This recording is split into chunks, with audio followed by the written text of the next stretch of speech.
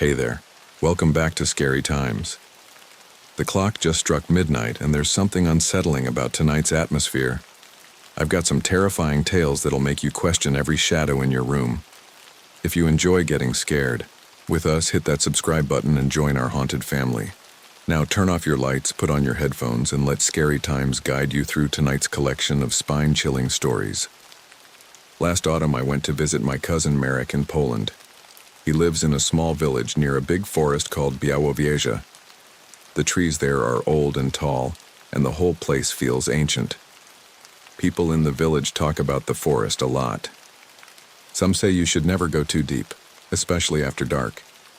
There are stories about people getting lost and hearing strange voices calling their names. Marek always laughed at these stories. He said they were just old legends. One Saturday, Marek suggested we go camping in the forest with his friends. It sounded fun, and I wanted to see more of the woods. We packed our bags, brought some food, and set out in the afternoon. There were 5 of us: Marek, his girlfriend Zosia, his friend Piotr, Piotr's younger sister Kasia, and me. We walked for a long time, following a narrow path. The air was cool, and the leaves made a soft carpet under our feet. Sometimes we saw deer or heard birds, but mostly it was quiet. We found a clearing and set up our tents. As the sun went down, we built a fire and started to cook sausages. Everyone was in a good mood. We told stories and laughed. When it got dark, the forest changed. The trees looked bigger and the shadows seemed to move. Zosia said her grandmother told her never to whistle in the woods at night or the spirits would come. Marek made a joke and started whistling loudly. Zosia got angry and told him to stop. Piotr joined in, and soon they were both whistling and laughing. Later we sat around the fire and Kasia said she needed to use the bathroom. She took a flashlight and walked into the trees. After a few minutes, she called for Piotr to come help her. Piotr sighed and got up. They disappeared into the darkness. We waited, but they didn't come back. Marek said they were probably just fooling around, but Zosia looked worried. She called out their names, but there was no answer. We waited longer. The fire burned lower. The forest felt colder. Marek said he would go look for them. I said I would go too, but Zosia wanted to stay by the fire. We took our flashlights and went into the trees, following the path Kasia had taken. The light from the fire faded behind us. The woods were quiet, except for the sound of our footsteps and the wind in the branches. After a while, we saw a faint light ahead. We hurried toward it, thinking it was Kasia or Piotr. Instead, we found Kasia's flashlight lying on the ground, shining on some roots. There was no sign of her or Piotr. Marek picked up the flashlight and called their names. Suddenly, we heard a strange sound like someone whispering. It came from deeper in the forest. Marek whispered that it was probably just the wind, but I could see he was scared. We walked further, shining our lights all around. The trees seemed to close in on us. Then I saw something move between the trunks. It looked like a person, but the shape was wrong. It was too tall and its arms were too long. I grabbed Marek's arm and pointed. He saw it too. The figure moved quickly, almost gliding between the trees. We froze, not sure what to do. Then it disappeared. Marek said we should go back to the camp. We hurried back, almost running. When we reached the clearing, Zosia was crying. She said she heard someone calling her name from the woods, but when she looked, no one was there. We told her what we saw. She wanted to leave right away, but Marek said we should wait for Piotr and Kasia. We sat by the fire, too scared to talk. The night felt endless. Every sound made us jump.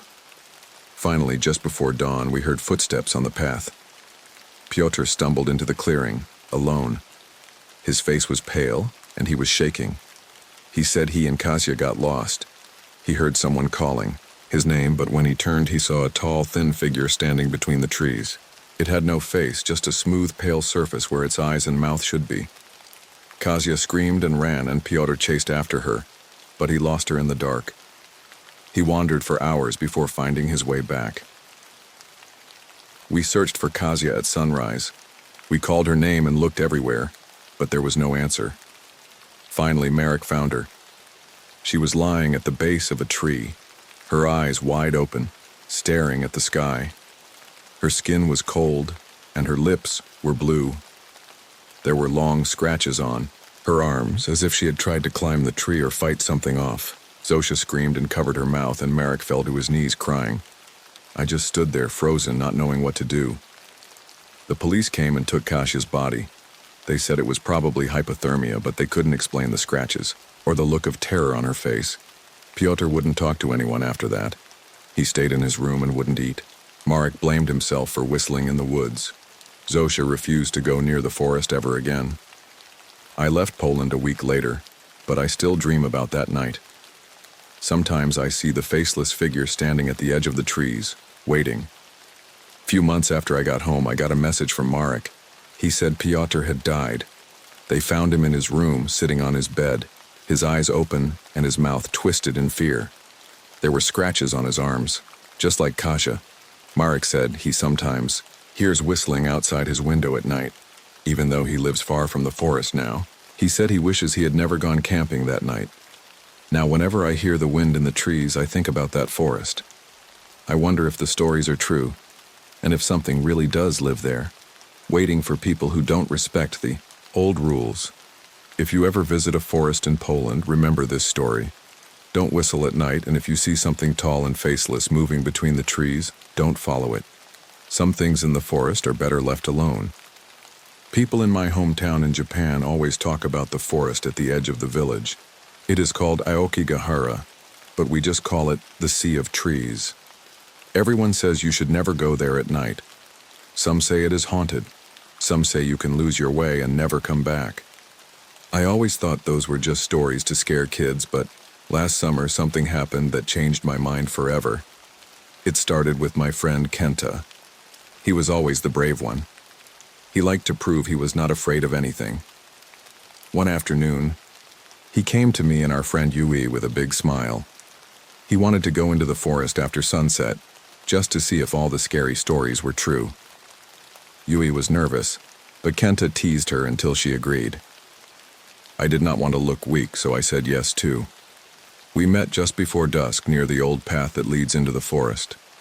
The air was thick with the smell of moss and earth. Even though it was still light, the trees blocked out most of the sun.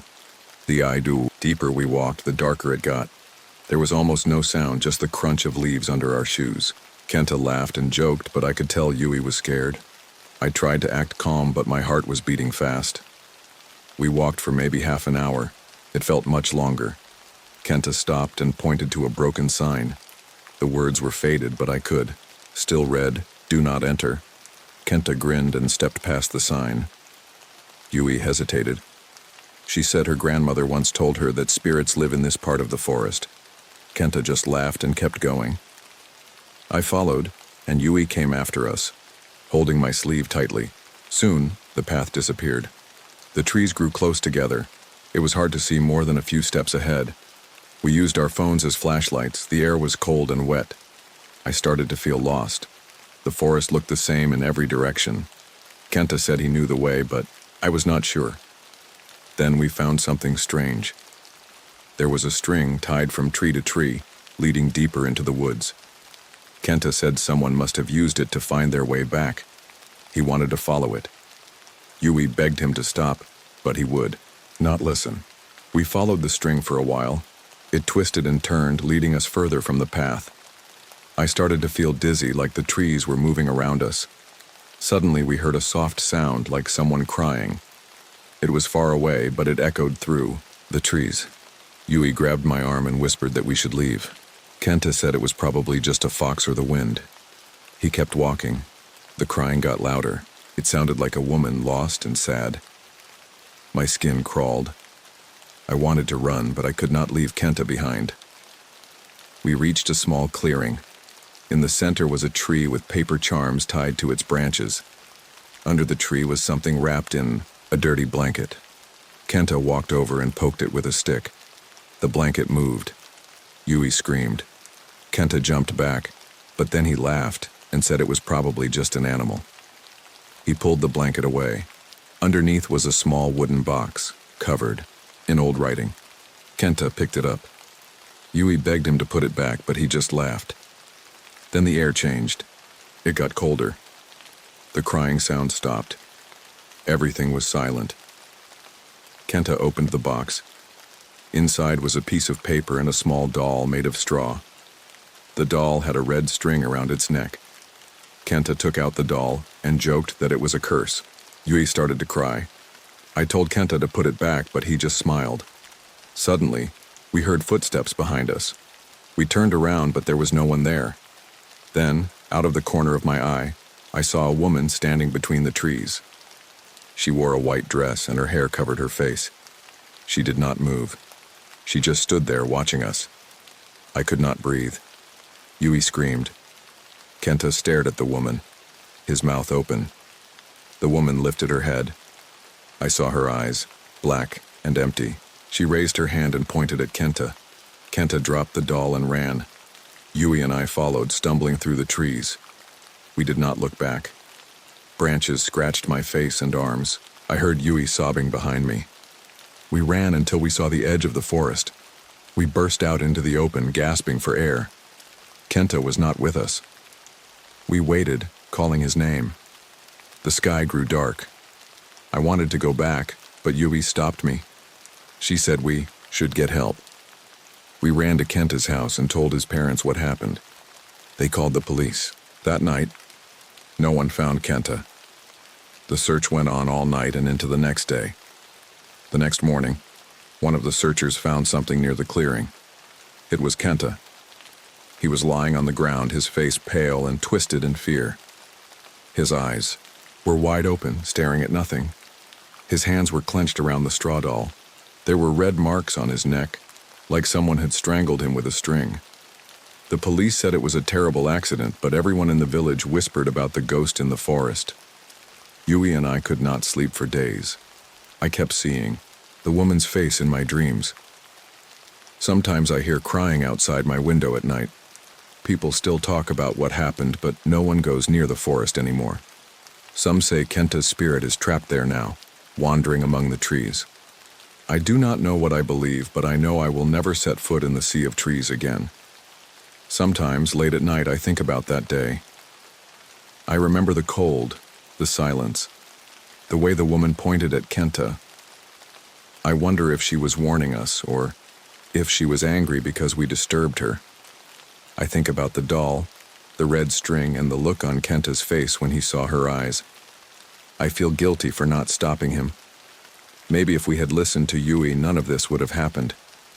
Now, when I pass by the edge of the forest, I feel like someone is watching me. The trees seem darker, the air colder. I hear whispers in the wind calling my name. I try to ignore them, but sometimes I feel drawn to the trees, like something is waiting for me. I tell myself it is just my imagination, but I am not sure. Life in the village has changed. People are quieter. No one lets their children play near the woods. The old stories feel more real now. Some nights I see lights moving between the trees, like someone is searching for something. I hope it is not Kenta. I hope he has found peace, but sometimes I think I hear his voice calling for help, lost in the sea of trees. It was a chilly evening in Japan. The sun had just dipped below the horizon, leaving a deep blue sky dotted with stars. I found myself in a small village near Mount Fuji, known for its beautiful scenery and ancient temples. But there was another side to this village, a darker history that locals whispered about. They spoke of an old school abandoned for decades where strange things were said to happen. Curiosity got the better of me and I decided to explore it. As I made my way to the school, I felt a sense of unease. The path was narrow, lined with overgrown grass and wildflowers. The air was thick with the scent of damp earth and moss. Could hear the distant sound of a river flowing, but it was overshadowed by an eerie silence that enveloped the area. I reached the school gates, which were rusted and barely hanging on their hinges. The building loomed before me, dark and foreboding. I pushed the gate open and stepped inside. The air was stale, filled with the musty smell of decay. The schoolyard was overgrown with weeds and the playground equipment was covered in rust. I felt a chill run down my spine as I walked toward the entrance. The door creaked open, and I stepped into the dimly lit hallway. The walls were peeling, and the floor was littered with debris. I could hear the faint sound of dripping water echoing in the distance. As I walked further in, I noticed old lockers lining the walls, some ajar, as if someone had left in a hurry. I felt a strange sensation, as if I was being watched. I shook, my head trying to dismiss the feeling. Suddenly, I heard a noise behind me. I turned quickly but saw nothing. Just my imagination, I thought. I continued deeper into the school, my heart racing. The atmosphere felt heavy, and a sense of dread hung in the air. I entered a classroom, the door creaking as it opened. Dust motes danced in the beams of light that filtered through the broken windows. Desks were overturned, and papers were scattered, everywhere. I stepped inside, my footsteps echoing in the empty room. As I looked around, I noticed something on the floor. It was a small, tattered notebook. I picked it up and began to read. The notebook belonged to a girl named Aiko. Her writings were filled with sadness and fear. She wrote about her friends disappearing and strange noises at night. The last entry sent chills down my spine. I can hear her voice. She wants me to join her. It read. I felt a cold breeze sweep through the room and I shivered. Just then I heard a soft whisper. Help me. It came from the hallway. I froze, my heart pounding in my chest. I stepped cautiously out of the classroom, following the sound. The hallway was dark and the whispers grew louder. Help me. I turned the corner and saw a figure at the end of the hall. It was a girl in a white dress, her long hair hanging over her face. My breath caught in my throat. Who are you? I called out, my voice trembling. Help me, she repeated, her voice barely above a whisper. I felt an urge to approach her, but fear held me back. I took a step forward and she vanished. I blinked, stunned. Had I imagined her? I shook my head, trying to clear my thoughts. I needed to get out of this place. I turned to leave, but heard footsteps behind me. I spun around, heart racing. There was no one there. Panic surged through me. I hurried back to the entrance, but the air felt thicker, heavier. As I reached the schoolyard, I saw my friend Kenji waiting for me. I was getting worried, he said, looking relieved. I thought you got lost in here. I think we should leave, I said, my voice shaky. I heard something strange. What do you mean? Kenji asked, raising an eyebrow. Saw a girl. She was asking for help, I explained, my hands trembling. Are you sure it wasn't just your imagination? He asked, looking skeptical. No, I'm sure, I insisted. She was right there. Kenji sighed but agreed to leave. As we walked back down the path, I couldn't shake the feeling that something was wrong. The air felt heavy, and the shadows seemed to stretch longer than they should. The next day I woke up to a loud knock on my door. It was Kenji's sister, her face pale and tear-streaked. Have you seen Kenji? She asked, her voice trembling. I felt a knot tighten in my stomach. He was with me yesterday. Why? What happened? He's missing, she said, her voice breaking. He didn't come home last night. Panic surged through me. We need to find him, I said, grabbing my jacket. We rushed to the school, fear gripping my heart. The sun was shining, but the atmosphere felt heavy. When we arrived, the school looked even more ominous in the daylight. The gates creaked as we pushed them open. Kenji, I shouted, my voice echoing in the silence. We searched the classrooms, calling his name. Each empty room filled me with dread. My mind raced back to the girl in the white dress. Finally, we reached the classroom where I had found the notebook. As I stepped inside, my heart sank. There, lying on the floor, was Kenji. His eyes were wide open, and his face was frozen in terror. Oh no! I screamed, rushing to his side. Kenji, wake up! But it was too late. He was cold. His sister fell to her knees, sobbing. What happened? She cried, shaking him.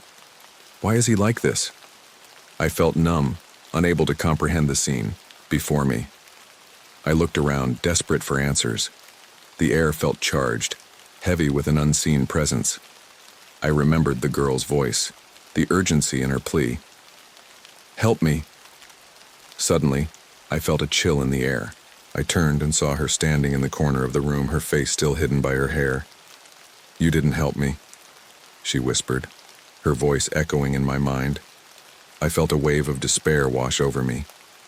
"I didn't know how," I cried out, feeling helpless. "Now you must pay," she said softly, and the room grew darker. I stumbled back, feeling a pressure in my chest. The walls seemed to close in around me. I turned to run, but the door slammed shut. I banged on it, panic rising. "Let me out," I screamed, but the echoes swallowed my words. The girl stepped closer, her presence overwhelming. "You ignored my call," she said, her voice cold and empty. "You will join him." I felt a pull, a darkness wrapping around me. I struggled, but it was no use. I could see Kenji's lifeless body on the floor, and I knew I was next. The last thing I remembered was her reaching out to me, and then everything went black. When I was a university student in Seoul, I worked part-time as a night security guard at an old hospital. The hospital was in a quiet neighborhood, not far from the Han River. Most of the patients were elderly, and the building was always cold, even in summer. The walls were yellow with age, and the lights flickered all the time. People said the hospital was haunted, but I just thought it was old and creepy. My job was simple. I walked through the halls every hour, checked the doors, made sure no one was wandering around. Sometimes I helped the nurses if they needed someone to move a patient or carry something heavy. Most nights were boring. I listened to music or read on my phone. But sometimes strange things happened. One night I was sitting at the front desk watching the security cameras. It was almost 2 a.m. The halls were empty, and everything was quiet. Suddenly I saw movement on the screen.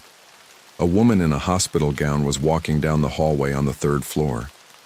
She was barefoot, her hair long and messy. She walked slowly, almost floating. I thought maybe she was a confused patient, so I grabbed my flashlight and went upstairs. The 3rd floor was for long-term patients. Most of them were asleep.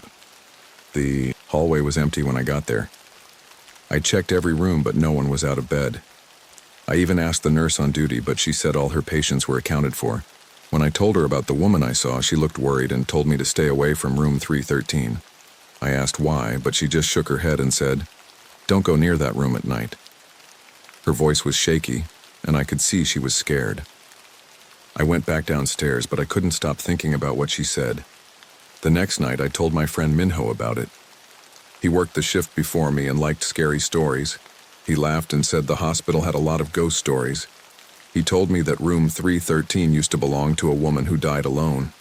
He said sometimes people saw her walking the halls looking for her lost child. I didn't believe him, but his story made me uneasy. A few nights later, Minho came to visit during my shift.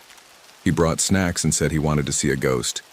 He kept joking and dared me to go with him to the 3rd floor. I said no, but he teased me until I agreed. We waited until the nurses were busy, then took the stairs up. The 3rd floor was silent. The lights were dim and the air felt heavy. We walked slowly, trying not to make noise. When we reached room 313, the door was closed. Minho grinned and knocked. Nothing happened. He pushed the door open and we peeked inside.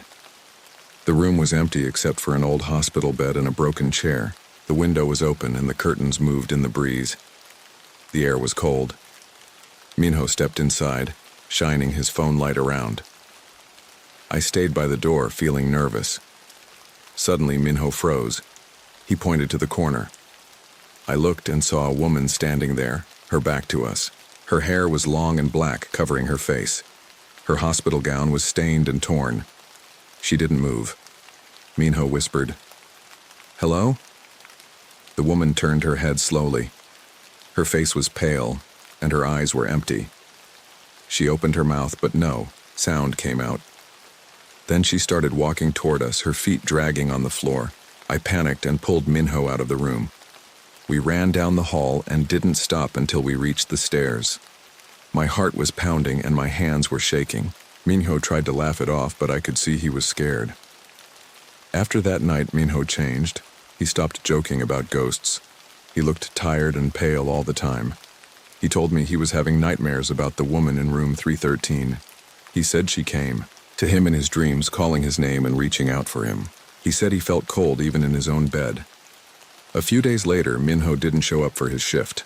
I called him, but he didn't answer. I went to his apartment, but no one was home. I started to worry. That night, the hospital called me to say Minho had been found dead in his room. They said the door was locked from the inside. His roommate found him lying on the floor, his face twisted in terror, eyes wide open, and mouth frozen in a silent scream. His hands were reaching out, as if trying to push something away. I was there when the police came. His roommate was crying and shaking. The paramedic said it looked like a heart attack, but Minho was young and healthy. No one could explain his expression. The hospital staff whispered about the ghost in room 313.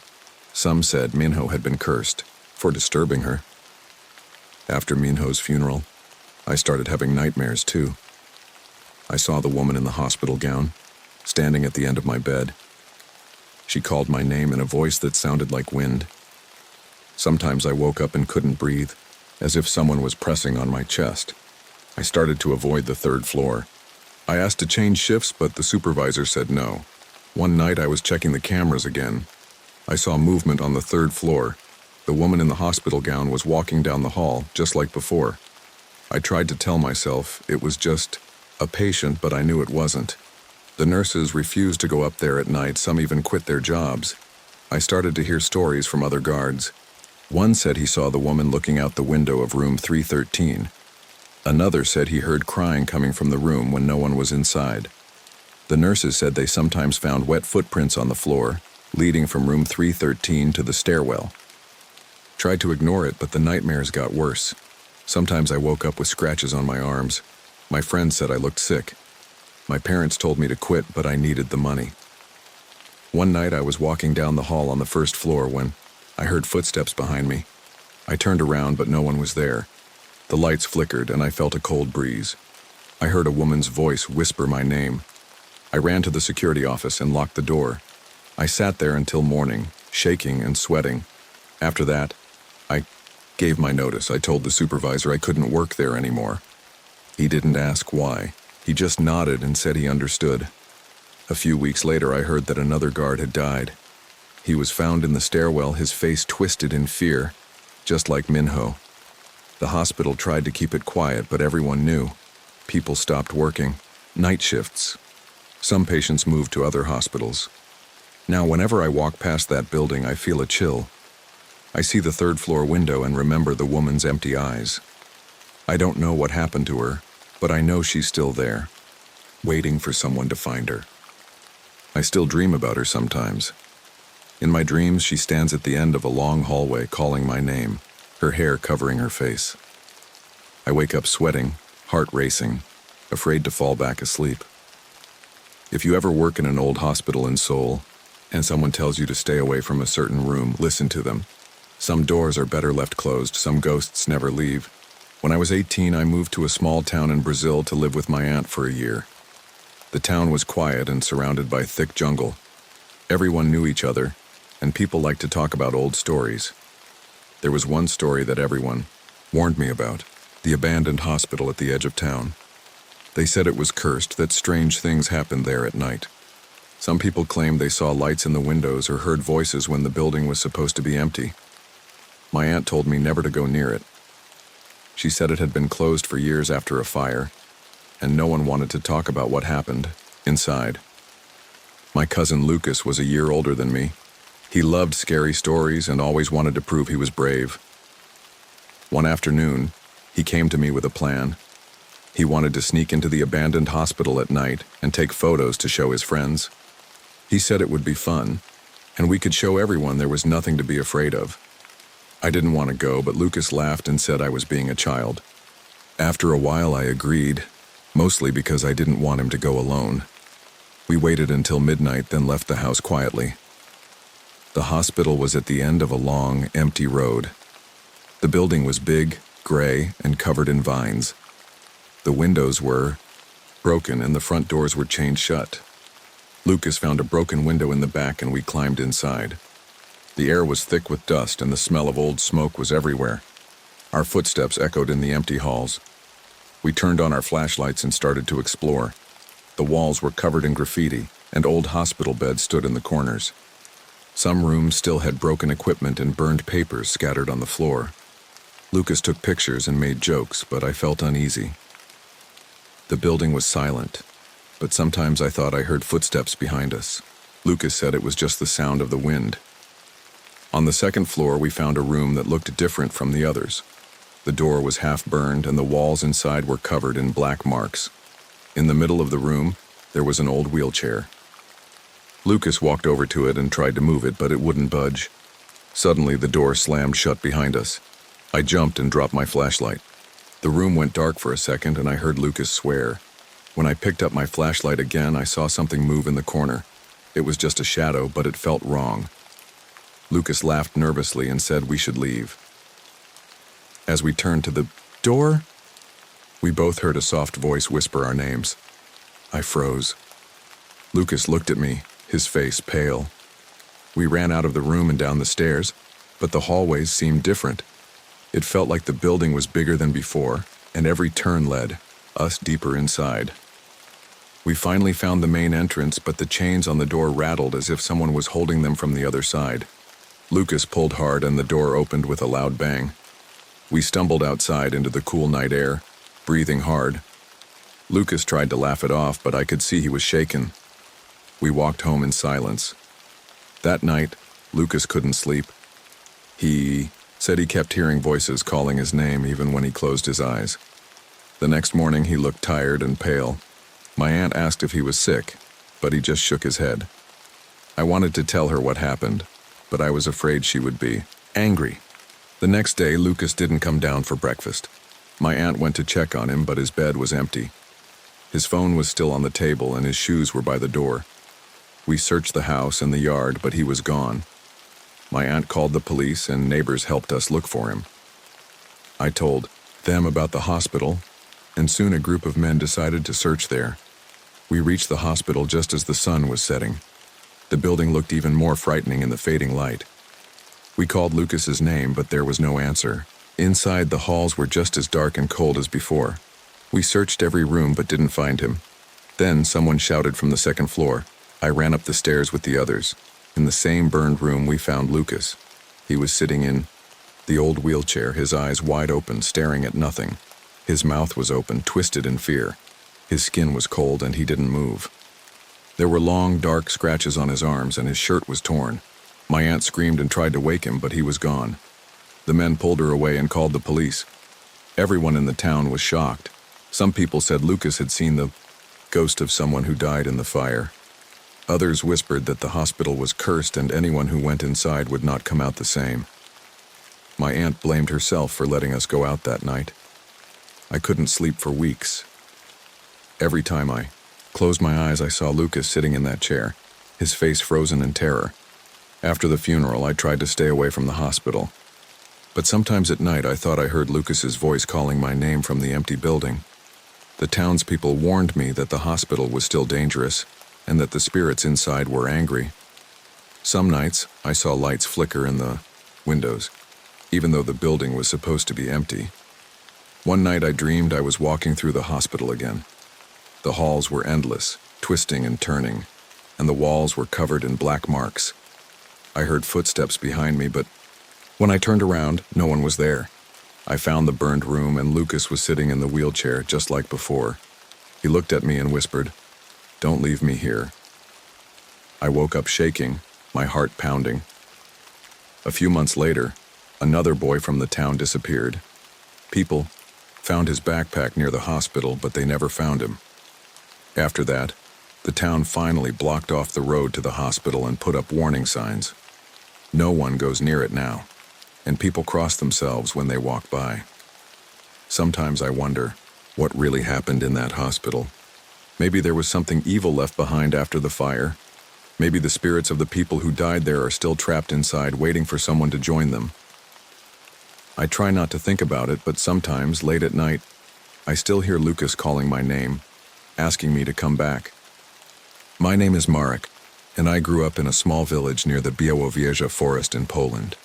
The forest is huge, old, and everyone in my village has stories about it. My grandmother always warned me not to go too deep, especially at night.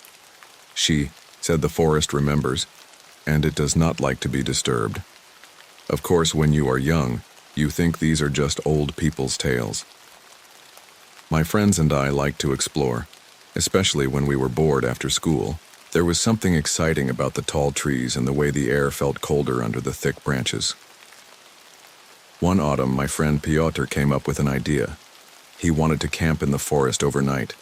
We were 16, and we wanted to prove we were not afraid of anything. There were 4 of us, me, Piotr, my cousin Anya, and our friend Kuba. We packed some food, a small tent, and a flashlight each. We told our parents we were just going for a walk, but we planned to stay out all night. We entered the forest in the afternoon, laughing and joking. The sunlight made patterns on the ground, and birds called from high above. After about an hour, we found a small clearing and set up our tent. We gathered some dry wood and built a fire.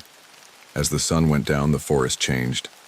The trees seemed taller, the shadows darker, and the sounds of animals grew louder.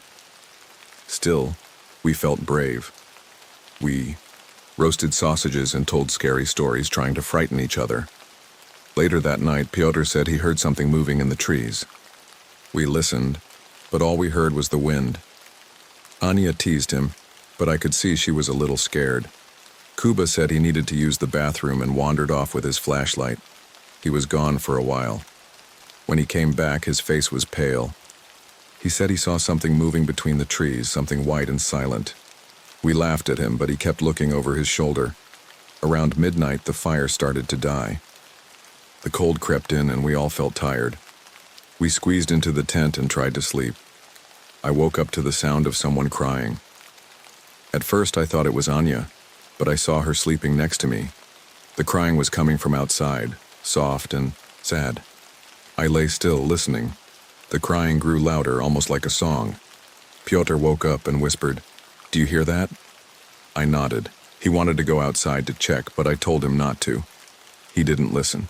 He grabbed his flashlight and crawled out of the tent. A few minutes passed. The crying stopped. I waited, but Piotr didn't come back.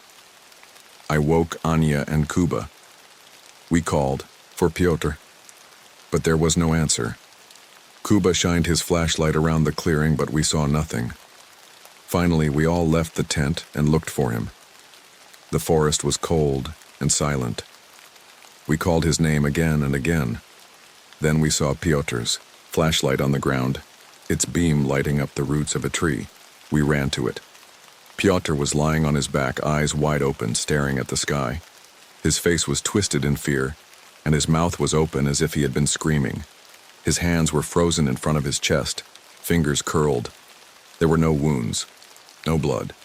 He looked as if something had scared him to death. Anya started screaming. Kuba dropped to his knees and shook Piotr, but he didn't move. I felt sick. My hands were shaking so badly I almost dropped my own flashlight. We didn't know what to do. We were just kids. Anya kept crying, and Kuba was in shock.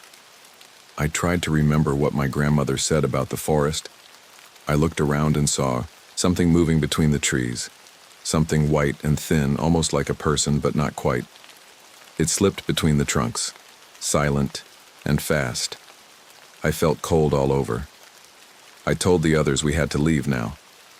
We grabbed our things and ran, leaving the tent and the fire behind. The forest seemed to close in on us, and every shadow looked like it was moving. I felt like something was following us, watching from the darkness. Anya kept looking back, and Kuba was whispering prayers under his breath. The crying sound followed, us, soft and far away, but always there. We made it back to the village just as the sky was turning gray.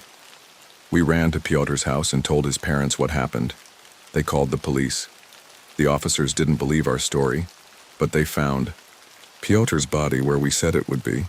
The doctor said he died of a heart attack, but Piotr was healthy, and nobody in his family had heart problems.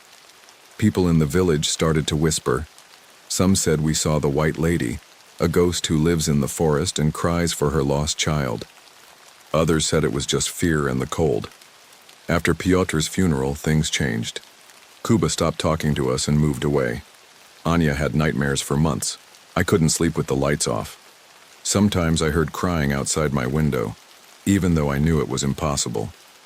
My grandmother told me the forest takes what it wants and that we should never have gone so deep. She sprinkled holy water on our house and hung garlic by the door. Years have passed, but I still remember that night. I still see Pyotr's face in my dreams, twisted in fear, his eyes wide open. Sometimes when I walk near the edge of the forest, I hear the sound of someone crying, soft and far away. I never go in after dark anymore. Some nights I see a white shape moving between the trees, and I turn away before it can see me. People in the village still talk about what happened, but nobody camps in the forest now. The trees are quiet, but I know the forest remembers. When I was 19, I spent a summer in my grandmother's village in Poland. The village was small with old stone houses and narrow roads. Most people there were elderly and everyone knew each other. My grandmother's house was right next, to the village graveyard. At night, the graveyard always looked misty and cold, even in summer. The old people said ghosts wandered there, but my friends and I laughed it off. We were city kids and we didn't believe in such things. One evening, my cousin Marek came over with his friend Kasia. Marek was 2 years older than me, and Kasia was his girlfriend. They wanted to hang out, so we sat in my grandmother's kitchen, talking and eating bread with cheese. Marek said he heard that a woman in the village had seen a strange figure in the graveyard the night before. Kasia joked that it was just a drunk farmer, but Marek said the woman swore it was something else. He wanted to check it out. I thought it was a bad idea, but Marek was stubborn. He said, "Let's go. Nothing ever happens here. We'll just look around for a minute." The sun was already down when we left the house. The air was cool and damp. The graveyard gate was old and rusty. We pushed it open and it made a loud creak. Inside, the gravestones were covered in moss, and some were so old you couldn't read the names. There were big trees at the back and the ground was uneven. We walked quietly, trying not to trip. Marek had a small flashlight, but the battery was weak. The light flickered as we walked between the graves. Kasia laughed and said we were being silly. I tried to act brave, but I felt nervous. The graveyard felt different at night, like the air was heavier. Marek said, "Let's go to the oldest part, that's where people say the ghosts are." So we walked deeper, toward the back where the oldest graves were. Suddenly we heard footsteps behind us. We turned around, but there was no one. Marek called out, but only the wind answered. We kept walking, but I could feel someone watching us. Then Kasia stopped and pointed. "Look," she whispered. In the shadows near a big tree, I saw a shape. It looked like a woman, dressed in a long white dress. She was standing very still, her head down. Marek whispered, "Who is that?" We watched as the woman slowly lifted her head. Her face was pale and her eyes looked empty. She raised her hand and pointed at us. I felt cold all over. Marek called out, "Hello? Are you okay?" The woman didn't answer. She just kept pointing. Kasia grabbed Marek's arm and said, "Let's go now." We turned and ran back toward the gate. I looked back once and the woman was gone.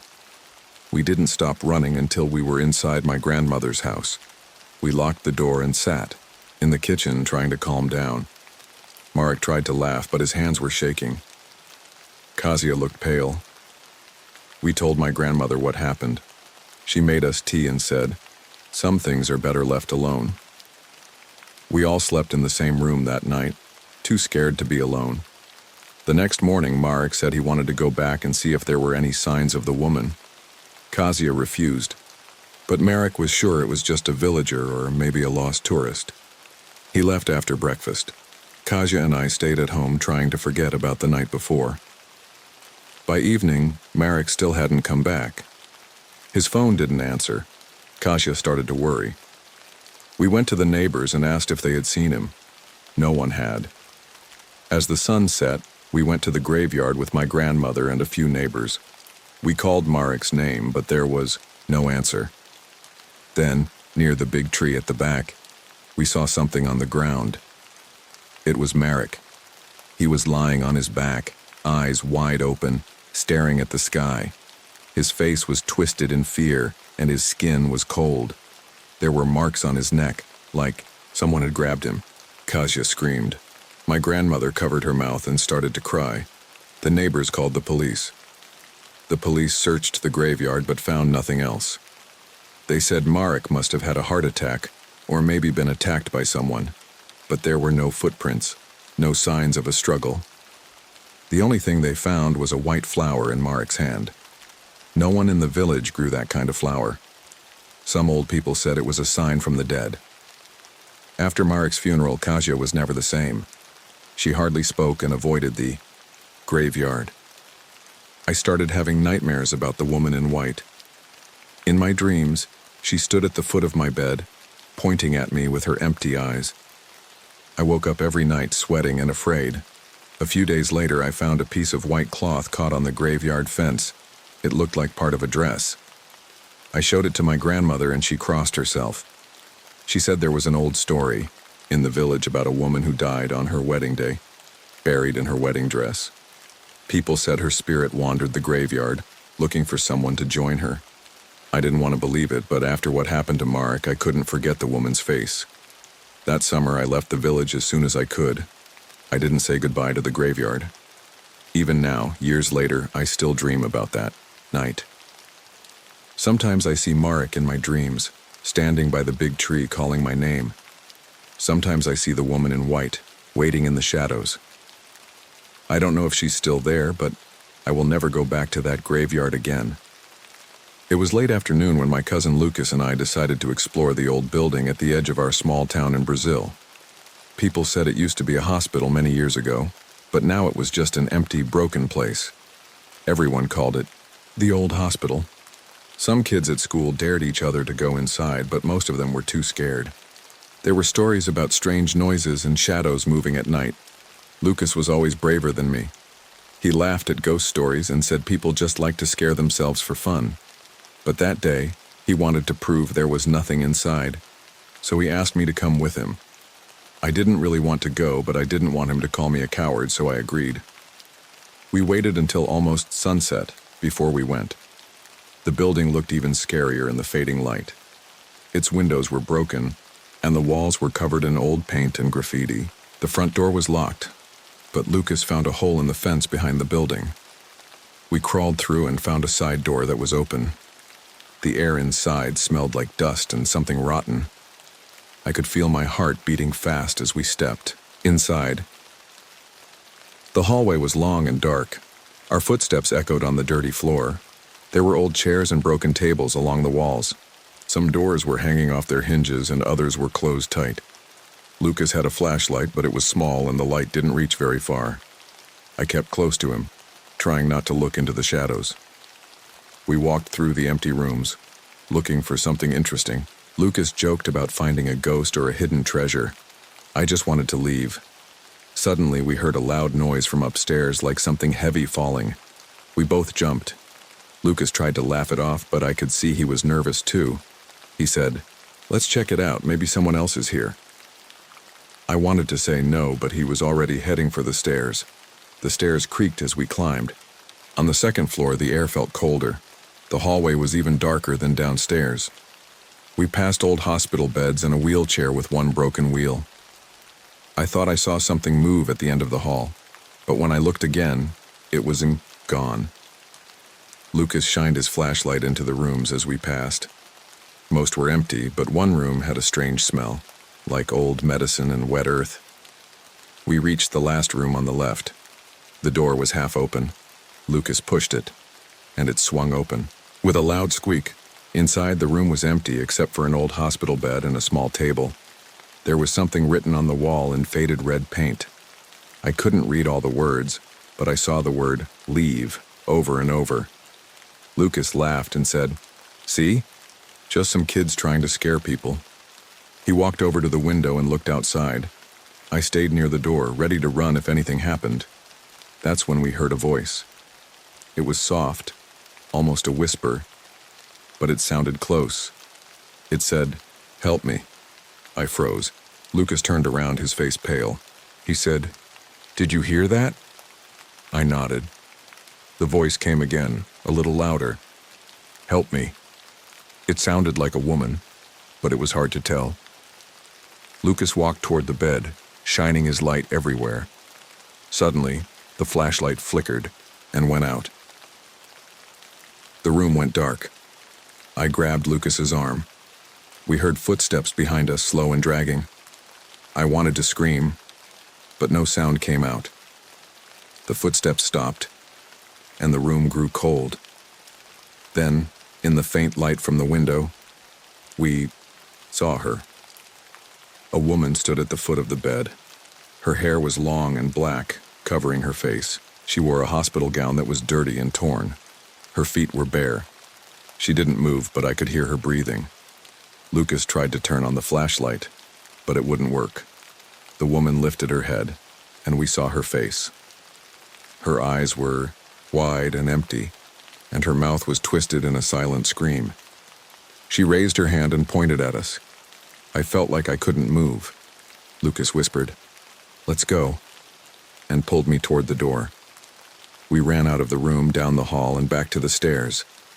I heard the woman's voice behind us calling, help me," over and over. We didn't stop until we were outside, running all the way home. That night I couldn't sleep. I kept thinking about the woman's face and her voice. Lucas messaged me, saying he couldn't stop thinking about her either. He said he wanted to go back the next day to see if it was real or just our imagination. I told him not to go, but he said he had to know. The next morning, Lucas didn't show up at school. I texted him, but he didn't answer. I thought maybe he was sick or just tired from the night before. After school, I went to his house, but his mother said he hadn't come home since yesterday. I felt a cold fear in my stomach. I told her what happened at the old hospital. She called the police, and soon everyone was looking for Lucas. The police searched the building that afternoon. I waited outside with Lucas's mother and some neighbors. The sun was setting, and the building looked even darker than before. After a long time, 2 officers came out, their faces white. They told us not to go inside. I heard one of them say, "It's bad, really bad."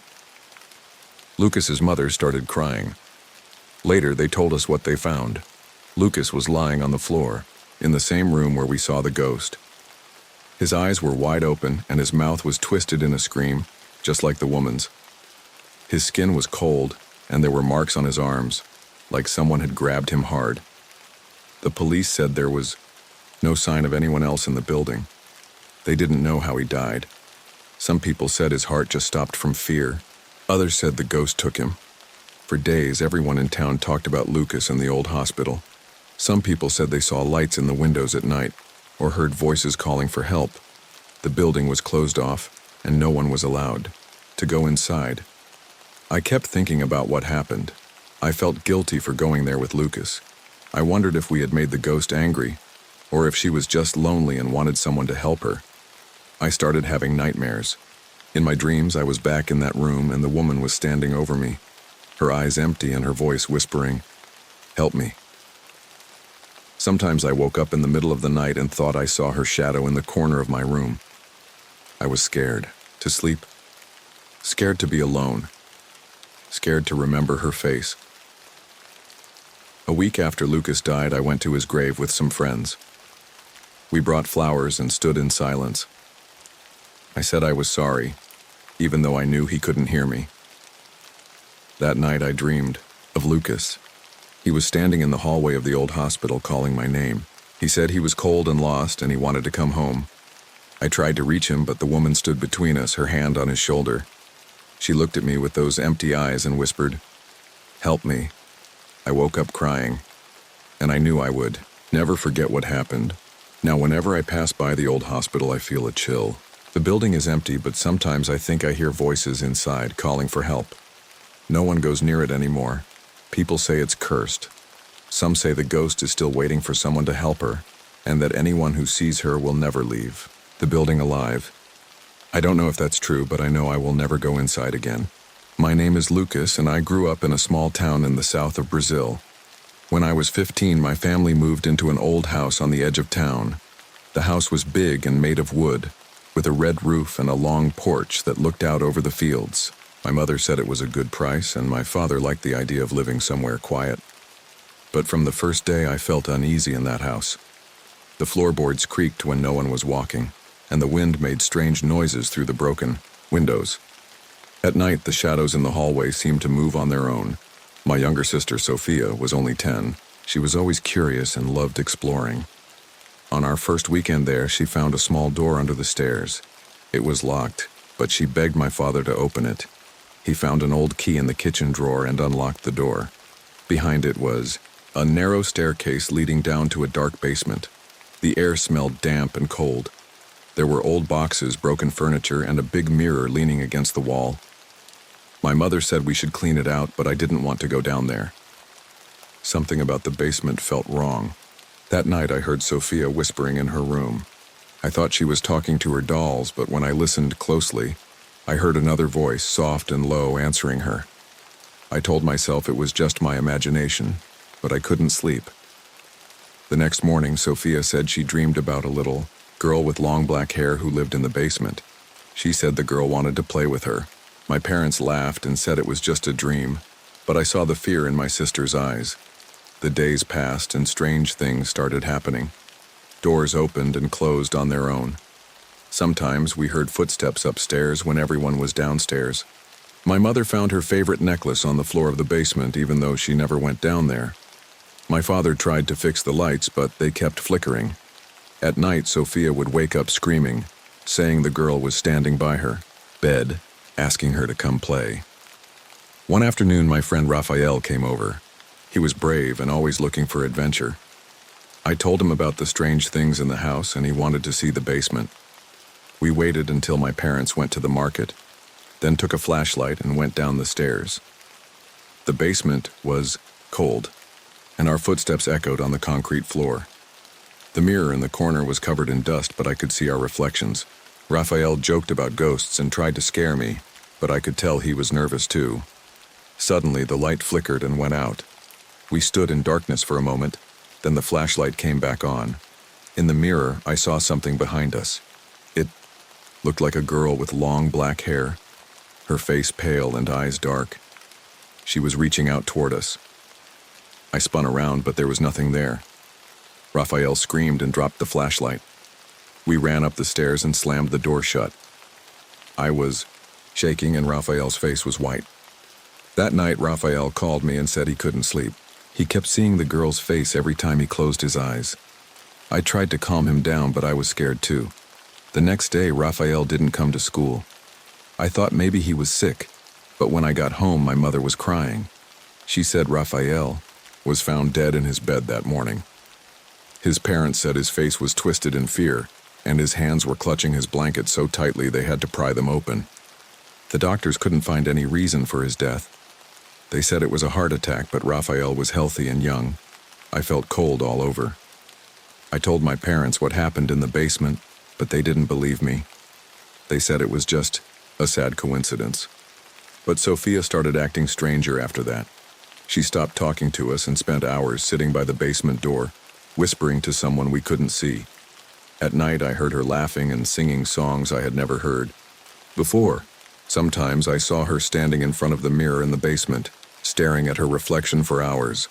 One night, I woke up to the sound of footsteps in the hallway.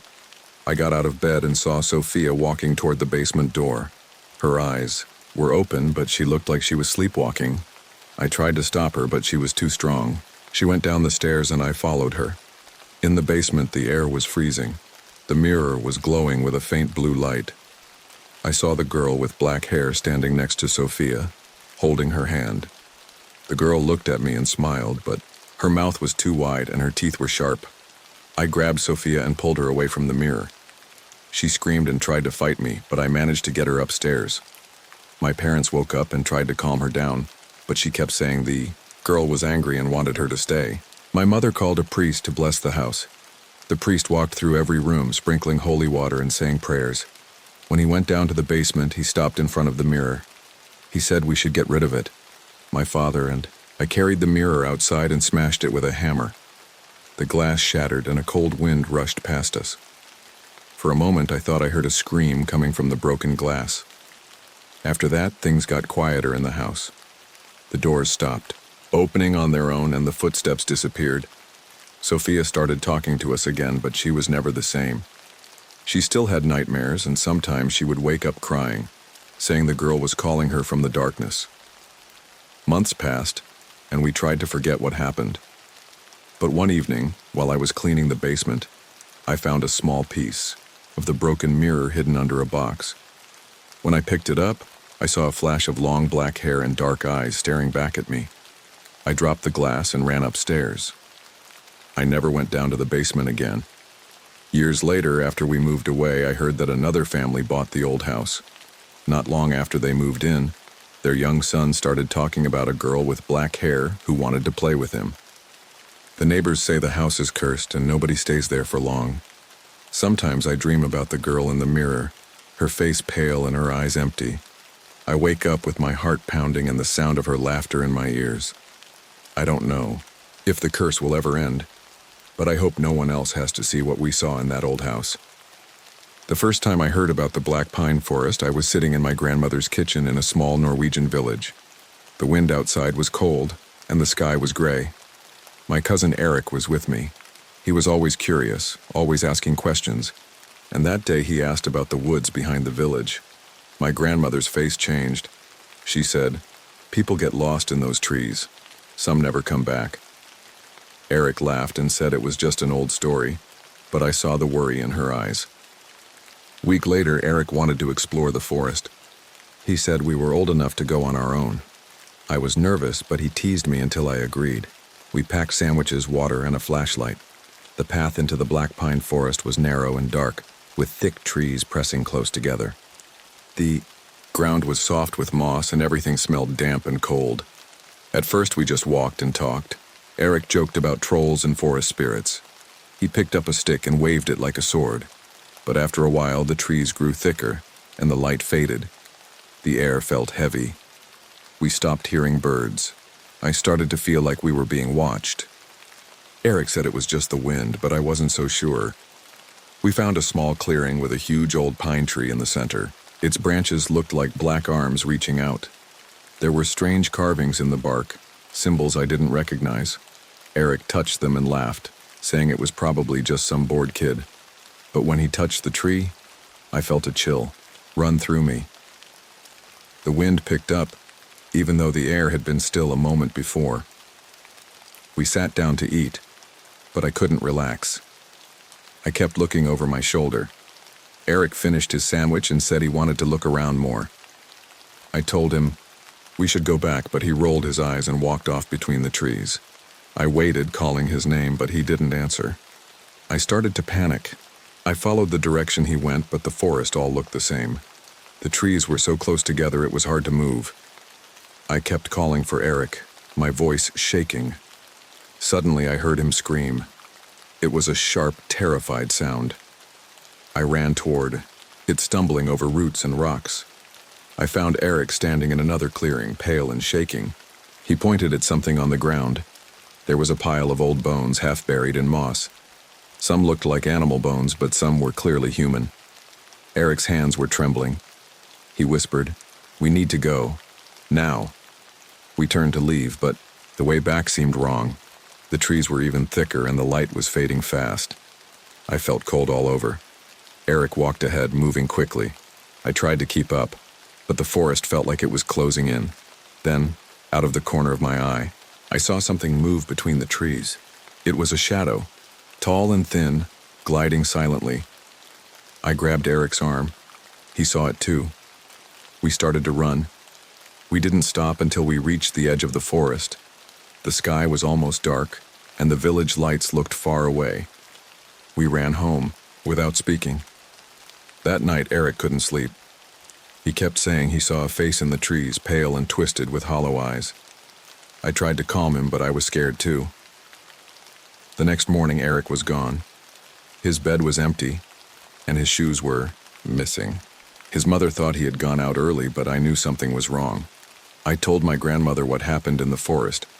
She looked afraid and made me promise not to go back. The whole village searched for Eric. People walked through the black pine forest calling his name. They found nothing the first day. The second day, they found his flashlight near the old pine tree. On the third day, they found Eric. I was there when they brought him out of the forest. He was lying on the ground, his body cold and stiff. His eyes were wide open, staring at nothing. His mouth was twisted in a silent scream. There were scratches on his arms and face, and his clothes were torn. Some people said he looked like he had been running from something, but there were no footprints except his own. His mother screamed and fell to her knees. My grandmother cried and hugged me close. After Eric's funeral, people in the village talked in whispers. Some said the forest was cursed. Others said Eric had angered something by touching the old tree. I started having nightmares. I saw Eric, in my dreams, standing among the black pines, his eyes empty and his mouth open in a scream. Sometimes I heard him calling my name, begging me to help him. One night I woke up and saw a shadow at my window. It was tall and thin, with long arms and hollow eyes. I couldn't move. The shadow just stared at me, then faded away. After that, I felt cold all the time. My grandmother hung garlic and old runes around my bed, but nothing helped. A few weeks later, another boy from the village went into the forest. He said he wanted to prove there was nothing to be afraid of. He never came back. The villagers searched again, but found only his hat near the old pine tree. People stopped going into the forest after that. The path grew over with moss and weeds. Years have passed, but I still dream about the black pine forest. Sometimes I see Eric, still lost among the trees, calling for me. Sometimes I hear footsteps outside my window at night. I wonder if the thing in the forest is still waiting, still hungry. I think about the old tree and the strange symbols carved into its bark. I wish we had never gone into those woods. One day I went to the edge of the forest. The air was cold and the trees looked darker than ever. I thought I saw movement between the trunks, a flash of white, like a face peeking out. I turned and ran home, my heart pounding. I don't think I will ever go near those woods again. But sometimes, late at night, I hear Eric's voice calling my name from the darkness. It sounds so close, almost like he's right outside my window, waiting for me to answer. People say that the old amusement park on the edge of our town in Brazil is cursed. When I was a kid, my parents would never take me there. They said it was too dangerous and that accidents happened all the time. But as I got older, the stories changed. People whispered about strange things that happened after dark, about shadows moving between the broken rides, and about a girl who disappeared on the Ferris wheel many years ago. I never really believed those stories, but I was always curious. Last summer, my friends and I decided to sneak into the park at night. It had been closed for years and the fences were covered in rust and vines. We met near the main gate just after midnight. There were 4 of us: me, my cousin Lucas, my best friend Anna, and her brother Raphael. Lucas brought a flashlight and Anna had her phone ready to record everything. We squeezed through a gap in the fence and found ourselves standing in front of the old ticket booth. The glass was smashed and weeds grew everywhere. The air smelled like mold and wet earth. I felt a chill, but I tried to act brave. We walked down the main path, our footsteps crunching on gravel. The rides looked even bigger and scarier in the dark. The Ferris wheel towered above us, its seats hanging like empty cages. The roller coaster tracks were twisted and covered in rust. The carousel was missing half its horses, and the paint was peeling off the rest. Everything was silent except for the occasional sound of the wind. Lucas wanted to climb the Ferris wheel, but Anna said we should explore the haunted house first. She said that's where most of the ghost stories came from. Raphael laughed and said he wasn't scared, but I could see his hands shaking a little. The haunted house was at the back of the park. The sign above the entrance was broken and the doors hung open. Inside, it was pitch black. Lucas shined his flashlight around, revealing dusty mannequins and cobwebs everywhere. The floor creaked under our feet. The air was thick and musty. We moved slowly through the rooms. There were fake skeletons hanging from the ceiling and old props scattered on the ground. Anna filmed everything, whispering about how she was going to post it online. Suddenly, we heard a thump from upstairs. We all froze. Lucas whispered that it was probably just an animal, but Anna wanted to check it out. We climbed the narrow stairs, trying not to make any noise. At the top, there was a long hallway with doors on both sides. The flashlight flickered, and for a moment, I thought I saw a shadow move at the end of the hall. I grabbed Lucas's arm, but he just laughed and told me to relax. We opened the first door and found an old dressing room. The mirrors were cracked and the walls were covered in graffiti. As we turned to leave, we heard a soft voice coming from the next room. It sounded like a child singing. We looked at each other, unsure if we were imagining it. Raphael pushed open the next door. Inside, the room was empty except for a single chair in the middle. The singing stopped. The air felt colder. Lucas stepped inside, shining his light around. Suddenly, the door slammed shut behind him. We tried to open it, but it wouldn't budge. Lucas shouted for us to help, and then we heard him scream. The sound was sharp and full of terror. After a few seconds, the door swung open by itself. Lucas was standing in the middle of the room, shaking. His face was pale, and he couldn't speak. Anna grabbed his hand and led him out. We all hurried back down the stairs and out of the haunted house. Lucas kept looking behind him as if he was afraid something was following. We sat on a bench near the carousel, trying to calm down. Lucas finally told us what happened. He said he saw a little girl in a white dress standing in the corner of the room. Her face was hidden by her hair.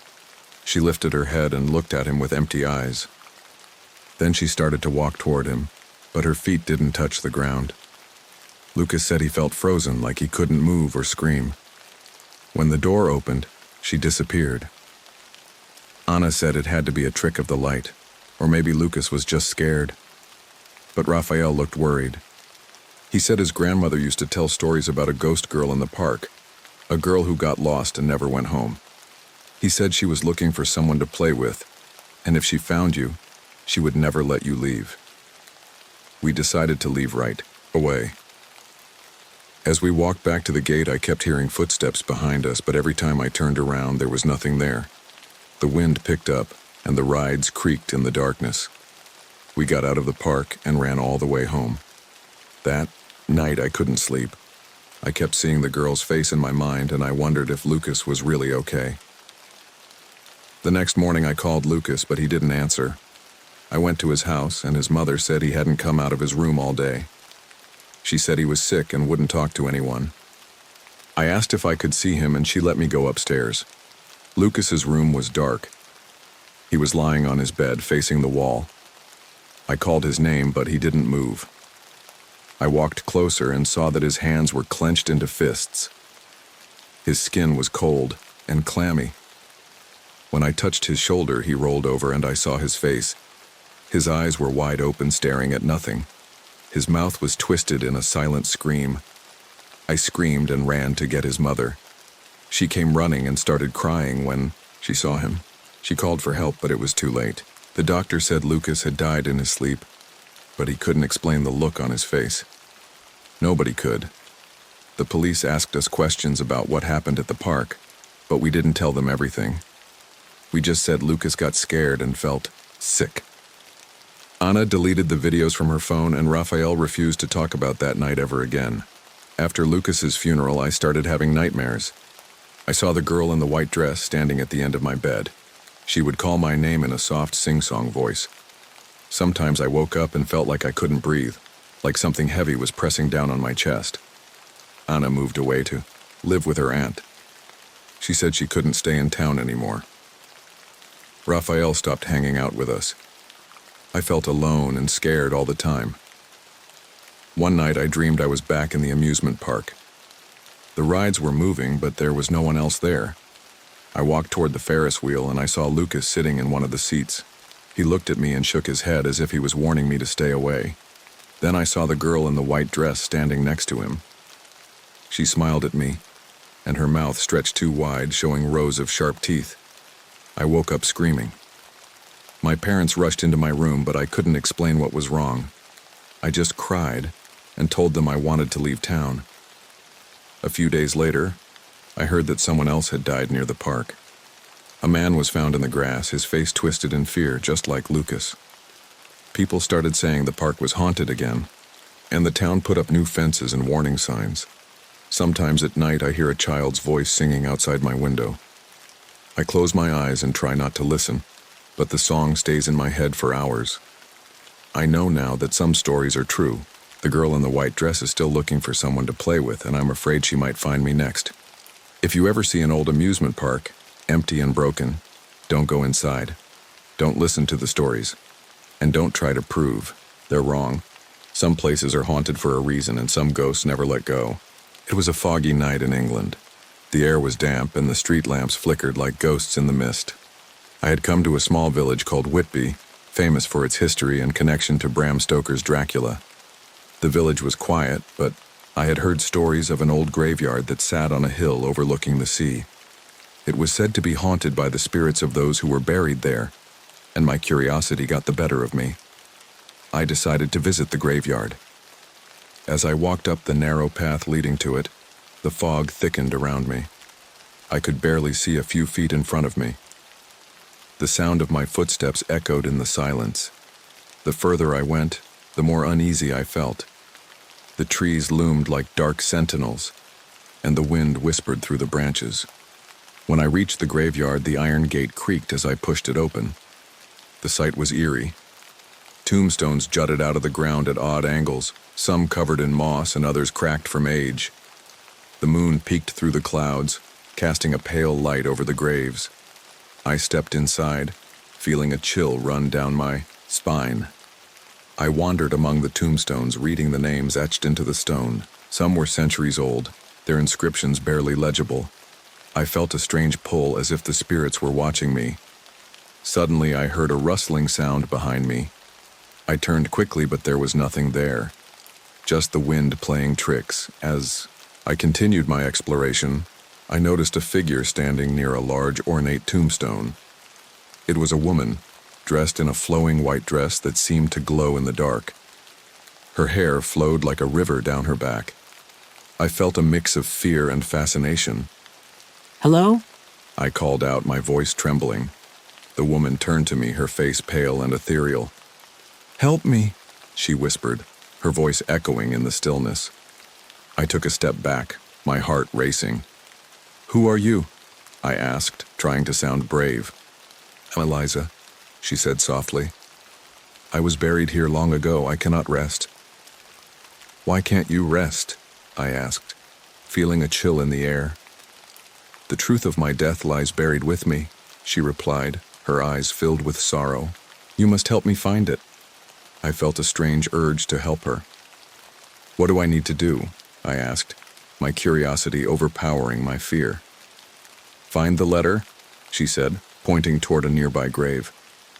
"It holds the answers." I nodded, determined to help her. I walked over to the grave she indicated. The name on the tombstone read, William Thorne. I knelt down and began to dig in the soft earth. My hands moved quickly, driven by a force I couldn't explain. After a few moments, my fingers brushed against something cold and hard. I pulled it out and saw it was a small, weathered box. Opened the box and found a letter inside. The handwriting was elegant but faded. As I read it, I realized it was a confession from William Thorne, revealing secrets about Eliza's death. My heart raced as I learned that she had been wronged, betrayed by those she trusted. The letter explained how she had been accused of witchcraft and had died unjustly. Suddenly, I felt a cold breeze sweep through the graveyard. The atmosphere shifted, and I looked up to see Eliza staring at me, her expression intense. "You found it," she said, her voice stronger now. "You must tell my story." Just then I heard footsteps behind me. I turned to see my friend Mark approaching. He had come looking for me after I had been gone too long. "There you are, I was getting worried," he said, his breath visible in the cold air. "Mark, you won't believe what I've found," I said, holding up the letter. Before I could explain, Eliza's figure flickered and I felt a wave of energy wash over me. "You must hurry," she urged. time is running out. Mark looked confused. What are you talking about? He asked, glancing around. There's no one here. I turned to Eliza, but she was gone. I felt a sinking feeling in my stomach. I just saw her, I insisted. She needs our help. Mark shook his head. You've been here too long. Let's get you out of here. He grabbed my arm and started to pull me away. No, we can't leave yet, I protested. She needs us. Who needs us? Mark asked, looking around nervously. There's no one here. You're just imagining things. I felt panic rising in my chest. I'm not imagining anything, I shouted, but Mark was already dragging me toward the gate. As we reached the entrance, I suddenly felt dizzy. The world around me spun and I stumbled. I looked back, and for a brief moment I saw Eliza standing by the grave, her eyes pleading. Help me, she whispered again. Then everything went black. When I opened my eyes, I was lying on the ground outside the graveyard. Mark was shaking me, panic written all over his face. Are you okay? He asked, his voice shaky. I think so, I replied, trying to sit up. What happened? I don't know. You just collapsed, he said, looking around nervously. We need to get out of here. I nodded, still feeling the weight of Eliza's presence in my mind. We walked back to the village, but I couldn't shake the feeling that something was wrong. The air felt heavy, and the fog seemed to close in around us. The next day, I woke up to a loud knock on my door. It was the police. They told me that Mark had been found dead in his apartment. My heart sank. What do you mean dead? I asked, my voice trembling. He was found in his bedroom, and it looks like he died in his sleep, the officer said. There are no signs of foul play. I felt a wave of nausea wash over me. Mark had been fine just hours before. I remembered the look on his face when he was in the graveyard, the fear in his eyes. I couldn't shake the feeling that Eliza's spirit had something to do with it. I rushed to the police station, desperate for answers. You have to investigate his death, I pleaded. Something is wrong. The officer looked at me with concern. We'll look into it, but it's likely just a natural cause. People die in their sleep sometimes. No, I shouted, feeling desperate. He was fine. He was with me last night. I left the station feeling hopeless. I had to find a way to uncover the truth. I returned to the graveyard, determined to confront whatever had happened. As I entered the graveyard again, the fog was thicker than ever. I felt the chill in the air. I made my way to William Thorne's grave, clutching the letter tightly. What do you want from me? I shouted into the darkness. The wind howled, and I felt a presence around me. Suddenly, I saw Eliza's figure appear again. You must finish what you started, she said, her voice echoing. I need to know what happened to Mark, I cried out, feeling tears well up in my eyes. Eliza cannot rest until her story is told, she replied. You must share the truth. I nodded, feeling a sense of purpose. I will tell everyone what happened to you, I promise. With that, the fog began to lift, and I felt a warmth surround me. I knew I had to keep my promise. I would uncover the truth about Eliza and make sure her story was known. I would not let Mark's death be in vain. As I left the graveyard, I felt lighter. I had a mission now. I would find a way to tell Eliza's story and honor Mark's memory. The spirits would not be forgotten. There was an old crumbling building on the edge of our town in Turkey. People always said it was haunted. The walls were cracked, the roof was falling in, and weeds grew all around it. My friends and I, bored on a hot summer night, decided to go inside. We were curious and a little scared, but none of us wanted to look like a coward. There were 4 of us, me, my best friend Cem, our neighbor Ayla, and a new kid named Murat who had just moved to the area. We waited until it was dark, then sneaked out with flashlights. The air was thick and still. Even the street dogs kept their distance from that place. We pushed open the rusty gate, and it groaned so loudly that we all jumped. Cem laughed, but his voice sounded shaky. Inside, the air was cold and damp. It smelled like mold and old smoke. Our footsteps echoed as we walked through the empty halls. The floor creaked under us. The walls were covered in faded paint and strange stains. Sometimes we thought we heard whispers, but it was probably just the wind. Ayla stuck close to me, holding my arm tight. We explored room after room, finding nothing but broken furniture and trash. Murat was the bravest. He kept going, ahead, shining his flashlight into every dark corner. He said he didn't believe in ghosts. We reached a big hall with a broken chandelier hanging from the ceiling. Murat pointed at a door at the far end. "Let's check that one," he said. The door was stuck, but Murat pushed hard and it swung, open with a loud bang. Inside, the room was colder. There was a strange smell like rotten flowers. I saw something move in the shadows, but when I pointed my light there, nothing was there. Sam started telling a ghost story, but Ayla told him to stop. She was shaking. Suddenly, Murat's light flickered and went out. He cursed and banged his flashlight, but it wouldn't turn on. The rest of us pointed our lights at him. His face looked pale in the beam. "It's just the batteries," he said, but he sounded unsure. Then we heard it, a soft, dragging sound from the corner of the room. All our lights swung in that direction. There was nothing. Murat walked over, trying to act tough. "See? Nothing here." But then behind him, a shape appeared. It was pale and thin, with long black hair covering its face. It wore a white dress, dirty and torn. It floated above, the ground not touching it at all. Ayla screamed. Kem dropped his flashlight. I couldn't move. Murat turned and stared at the ghost. For a moment, everything was silent. Then the ghost reached out with a thin, white hand. Murat backed away, but he couldn't look away from its face.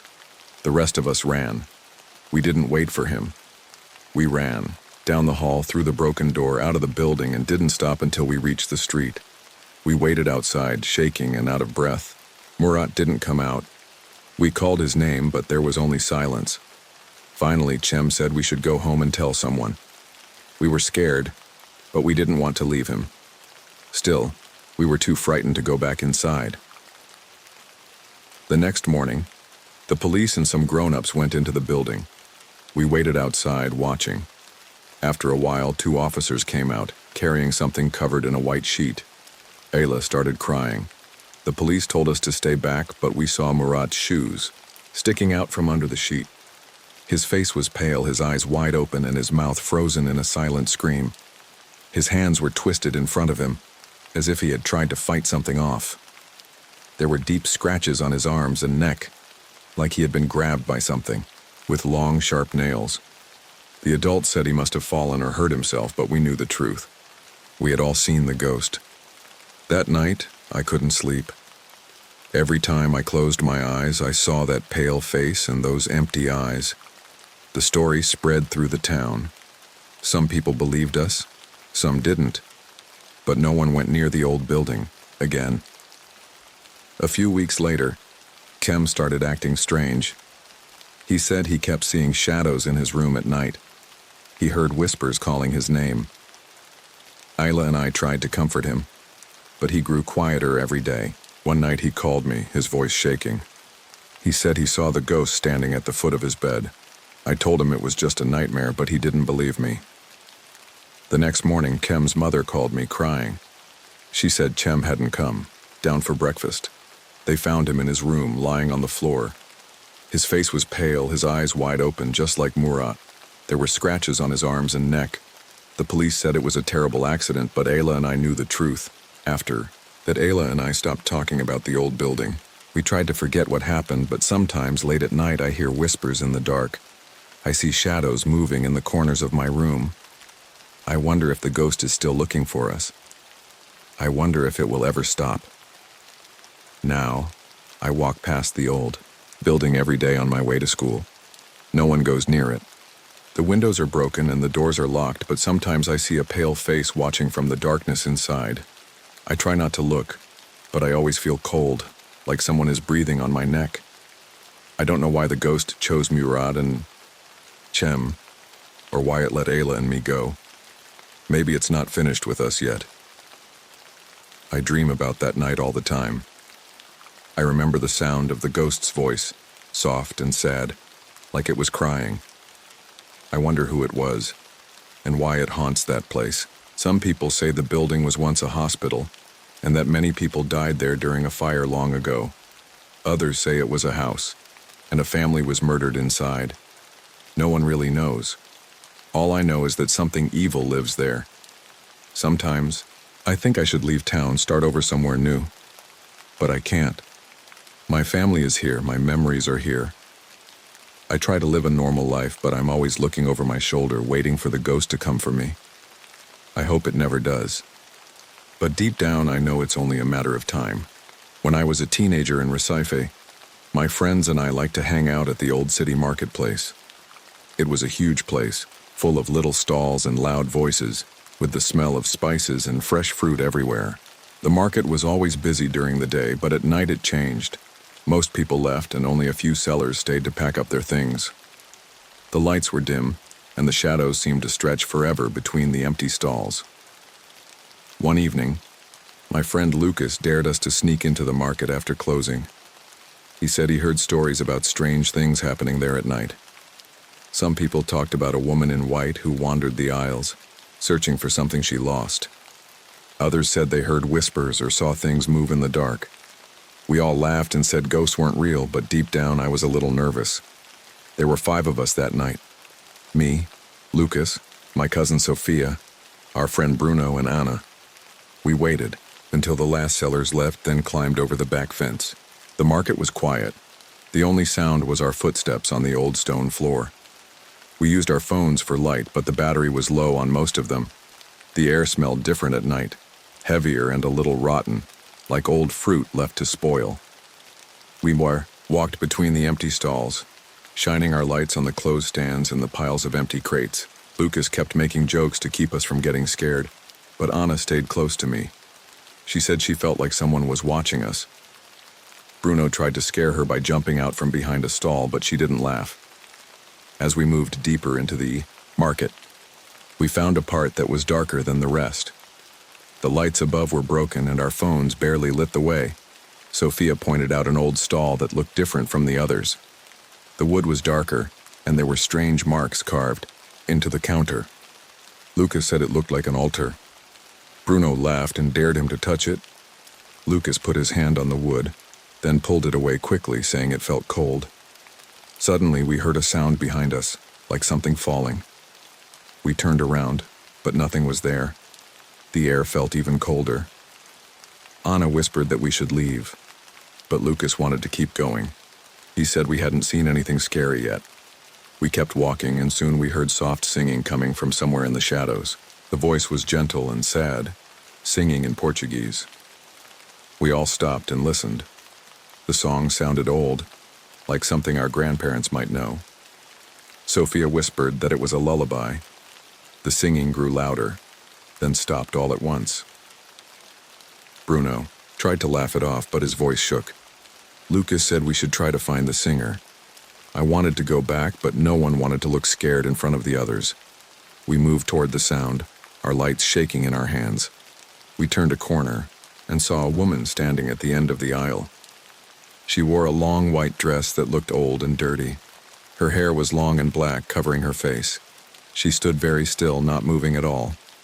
Anna grabbed my arm and whispered that she wanted to go home. Lucas called out, asking if she was okay. The woman didn't answer.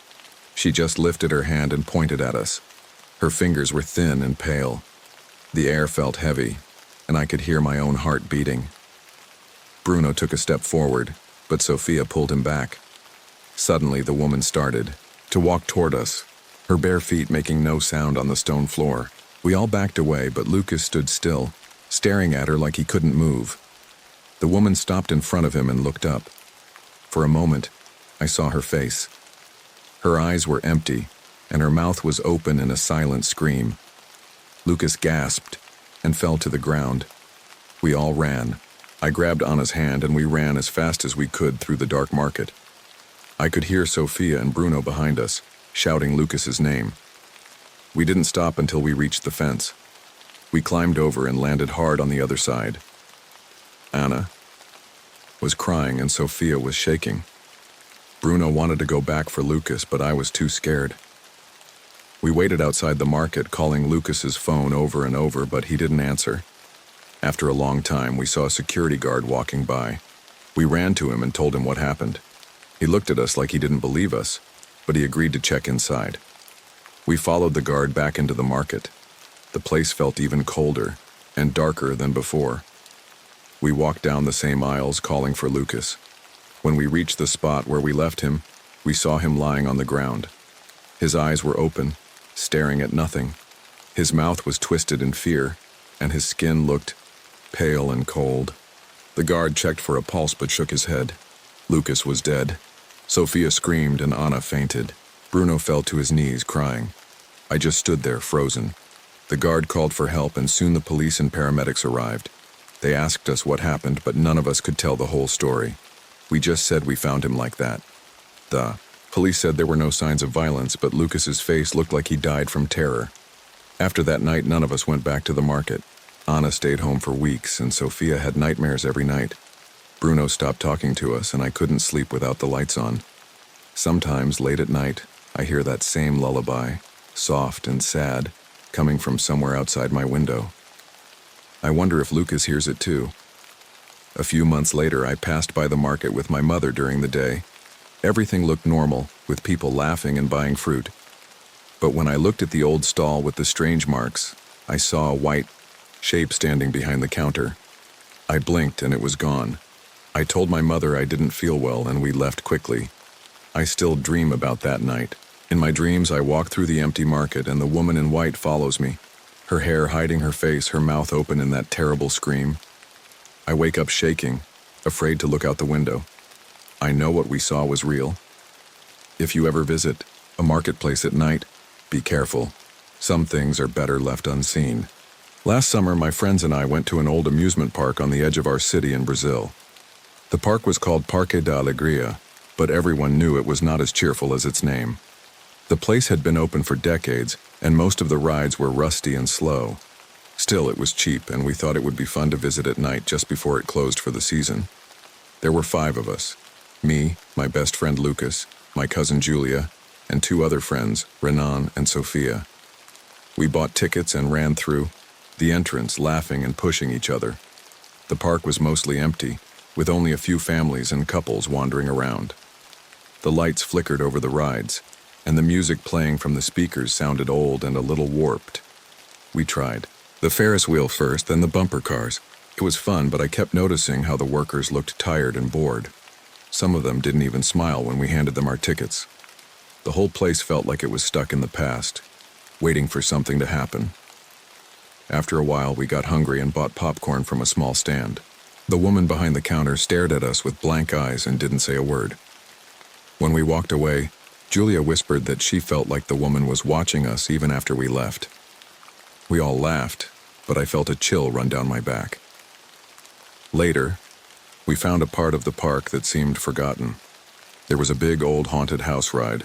The paint was peeling, and the sign over the entrance was broken. Lucas wanted to go in, but the rest of us hesitated. Renan said it looked dangerous, but Lucas just grinned and bought a ticket. He dared us to join him, so, one by one, we followed. Inside, it was dark and cold. The air smelled like dust and old wood. We sat in a little cart that rolled slowly along a track. The ride was quiet except for the sound of the wheels and the creaking of the old building.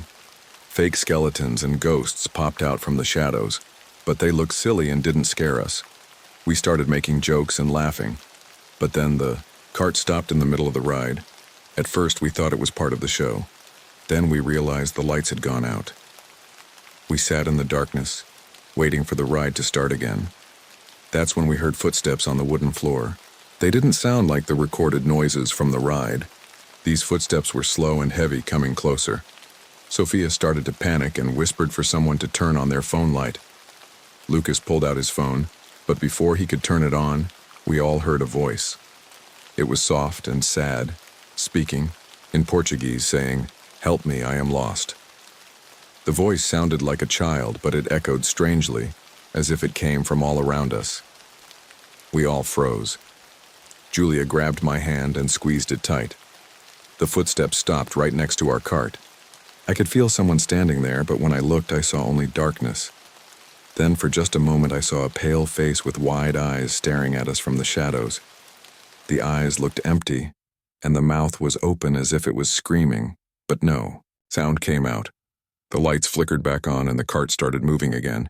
We all screamed and tried to laugh it off, but nobody made another joke. When we finally got out, Lucas was shaking. He said he felt something cold touch his neck in the dark. The rest of us tried to calm him down, but he just kept rubbing his neck and looking over his shoulder. We left the haunted house and tried to enjoy the rest of the night, but the fun was gone.